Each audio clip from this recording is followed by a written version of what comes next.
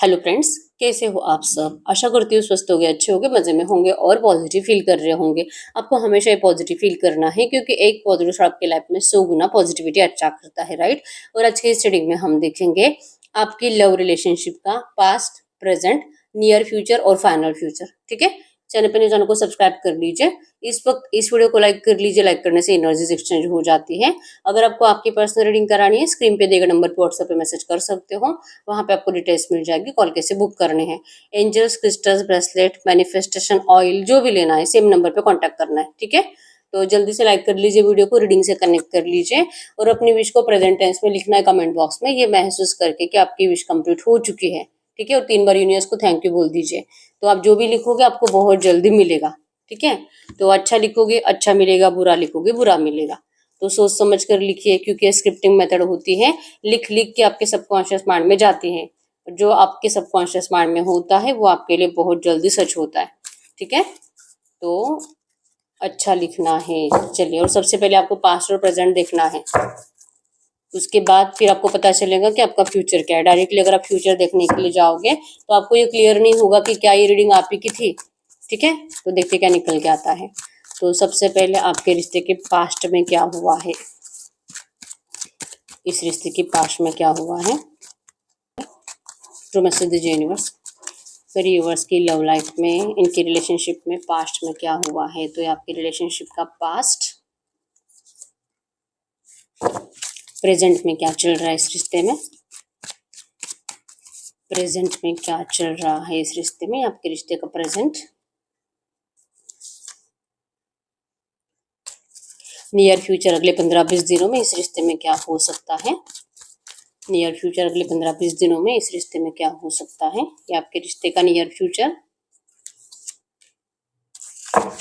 और इस रिश्ते का फाइनल फ्यूचर क्या हो सकता है, इस रिश्ते का फाइनल फ्यूचर क्या हो सकता है।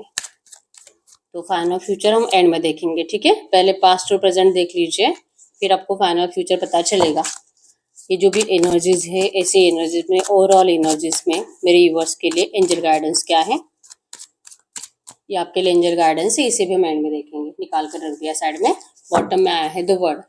तो इस रिश्ते में आपने इस पर्सन के साथ सोलमेट कनेक्शन फील करा है, बहुत ज्यादा प्यार करा है, डिवाइनली गाइडेड कनेक्शन आपको हमेशा फील होता था इस रिश्ते में कि ये रिश्ता मतलब ये पर्सन कभी भी आपको धोखा नहीं दे सकते, कभी भी आपको छोड़कर नहीं जा सकते, ये आपसे बहुत ज्यादा प्यार करते हैं, ये आपके दिल ने महसूस करा था। क्योंकि ये रिश्ता वैसे ही था ना, कंप्लीशन चाहिए था एक दूसरे के लिए, सेटिस्फेक्शन की एनर्जीज थी, एंजॉयमेंट की एनर्जीज थी।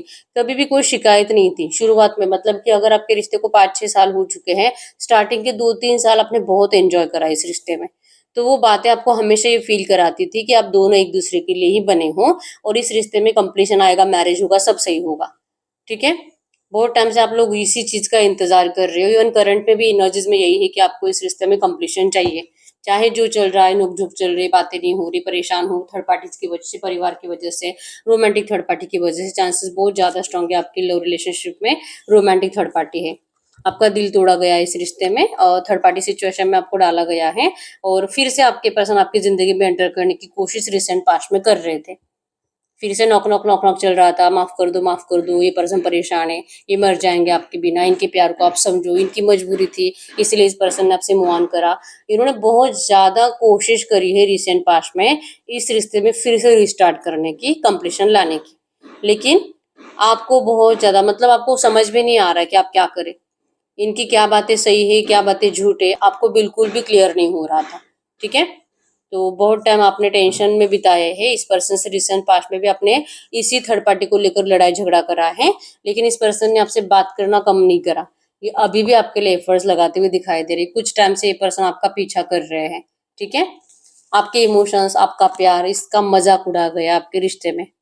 इतना प्यार करने के बावजूद भी आपको क्या मिला, इतनी लॉयल्टी आपने रखी इस रिश्ते में, और एफर्ट्स भी आपके ऐसे थे ना कि भले मतलब आपके पर्सन की गलतियां हो हमेशा, फिर भी आपने इस पर्सन के सामने सरेंडर करा है इस रिश्ते को बचाने के लिए, इस रिश्ते को लॉन्ग लाइफ निभाने के लिए। आपको जो करना है आपने हमेशा करा है। आप भी बहुत इगोइस्टिक पर्सन हो, लेकिन इस पर्सन के सामने आपने कभी ईगो नहीं दिखाया। आपने अपनी हमेशा वैल्यू कम रखी, जिस वजह से आपके पर्सन अपने आप को बहुत ज्यादा टैलेंटेड समझते रहे, किंग समझते रहे, और आपको कंट्रोल करना आपके पर्सन की आदत बन गई। देखते ही देखते सडनली पता नहीं कब क्या हो गया और आपके पर्सन किसी और के बहकावे में आ गए और आपको डिस्टेंस देकर भाग गए। आप इनका इंतजार करते रह गए, लेकिन इसका कुछ भी आपको फल नहीं मिला है, सिर्फ और सिर्फ टॉर्चर मिला है, मेंटली टॉर्चर, नेगेटिविटी। और आप बस सोचते रह गए कि आखिर आपकी जिंदगी कैसी थी, एक रात में सब कुछ बदल गया है। आपको सडनली कहीं से पता चला कि आपके पर्सन का रिश्ता फिक्स हुआ है, या तो इन्होंने किसी किसी और से शादी कर भी ली, और ये तो आपसे अच्छे से बातें कर रहे हैं, तो ये कैसे हो गया? आपके पर्सन ने आपको बिना बताए स्टेप बैक ले लिए थे, बिना बताए आपको छोड़कर चले गए और सडनली फिर से आपकी जिंदगी में एंटर कराए रिसेंट पास्ट में। ठीक है, तो आप ना तो आपके पर्सन के इस धोखे को भूल पाते हो, ना इस पर्सन के प्यार को भूल पाते हो, और दिल बहुत है, अगर ये पर्सन आपके लिए लॉयल रहेंगे तो आप इस रिश्ते के ऊपर आज भी वर्क करना चाहोगे। पर लेकिन आपको क्लैरिटी मिल नहीं रही, इस पर्सन की बातें ऐसी है ना, आपको कंफ्यूज करती है। आपको अपने फ्यूचर का बहुत टेंशन है इस पर्सन की वजह से। यहाँ पे एरीज जो सजिटेरियस में सिंह धनु राशि है, और टॉरस और कैप्रिकॉर्न शब कन्या मकर राशि है। नंबर 1 2 5 8 6 16 26 23 13 10 11 आपके आपके पर्सन के बर्थ डेट्स हो सकते हैं।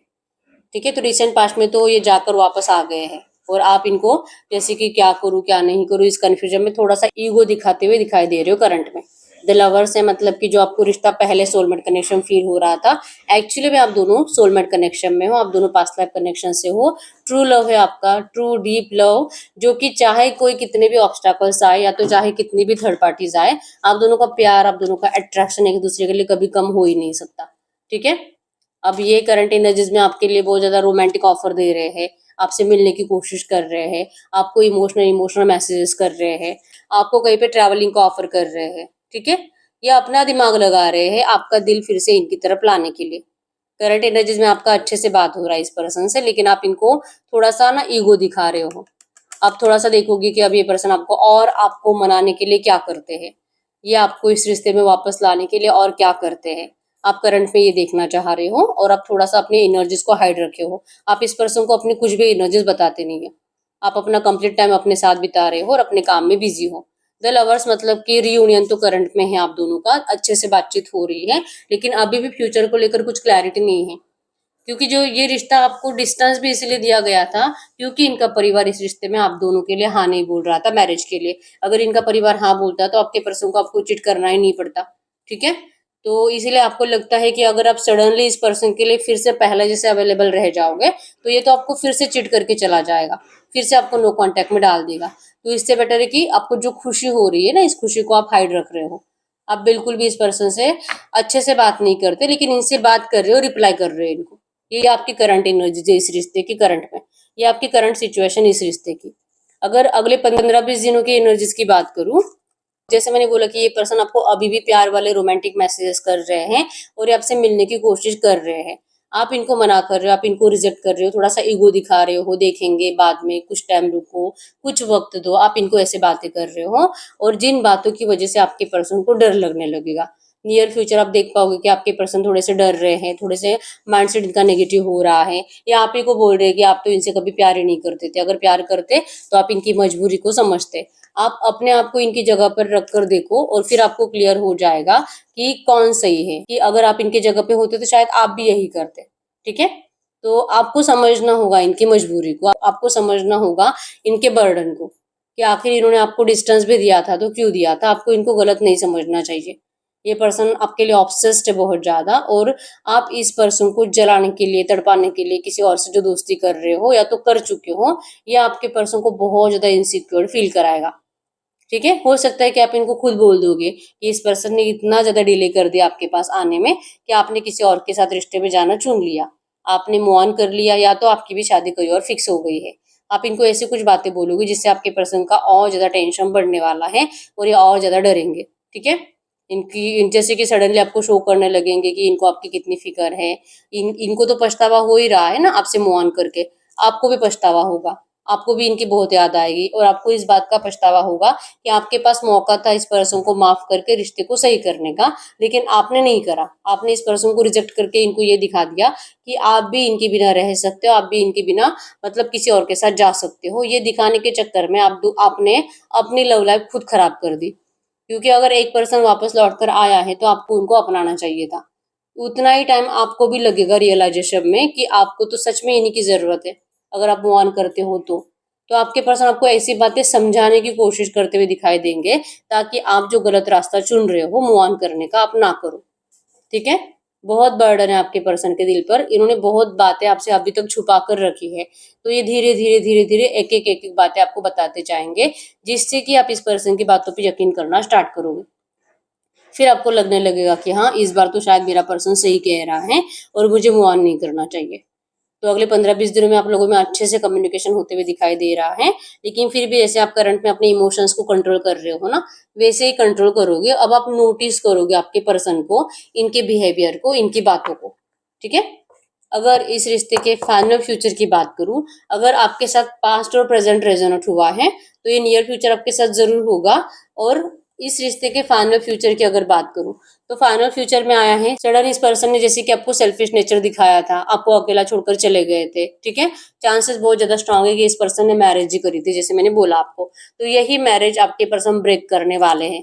तो और मतलब कि सडन नेगेटिव चेंज आपके पर्सन की जिंदगी में आएगा, जहाँ पे आपको इनके डिवोर्स की न्यूज समझ में आएगी। आपके पर्सन खुद बताएंगे आपको फाइनल फ्यूचर में ये उस थर्ड पार्टी को डिवोर्स देकर आपको अपनाएंगे, आपसे मैरिज करेंगे।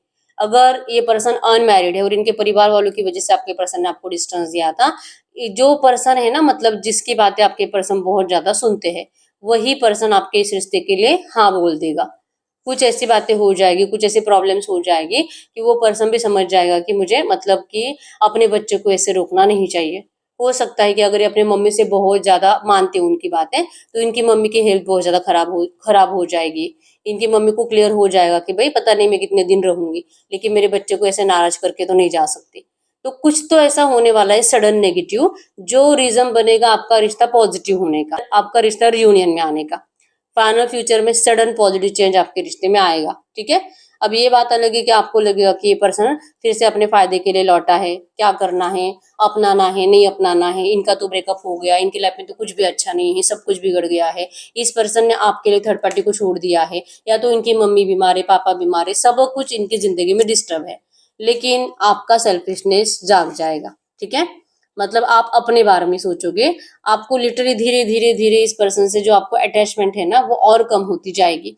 आपने जैसे इस पर्सन से प्यार कर रहा था ना पहले, वो वाइब्रेशंस आपको फाइनल फ्यूचर में फील नहीं हो रही। आपकी डेविल एनर्जी जाग चुकी है, आप अपना फायदा देखोगे, आप अपने लिए बेस्ट क्या है वो देखोगे। आपको ये पर्सन उस टाइम पे अपने लिए बेस्ट नहीं लगेंगे, और आपको इस पर्सन के अलावा कोई अच्छे ऑप्शंस मिलेंगे।